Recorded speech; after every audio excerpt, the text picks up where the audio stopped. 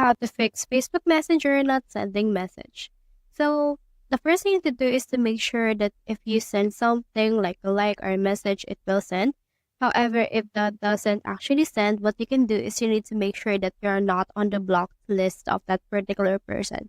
You can try talking to them through some other means, but if they didn't block you and you still won't send some actual things, what you can do is you can head over and then go to your settings, go to your apps, click on the apps in here again, and then locate your Facebook Messenger.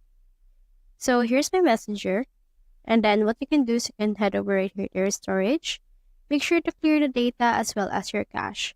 Then what it will do, it will reset all of the Facebook Messenger data and it will allow you to send some message again.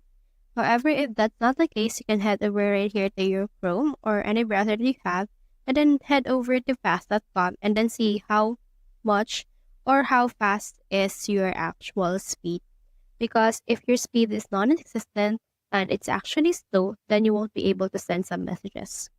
So that's how you fix Facebook Messenger not sending messages. Hope we helped.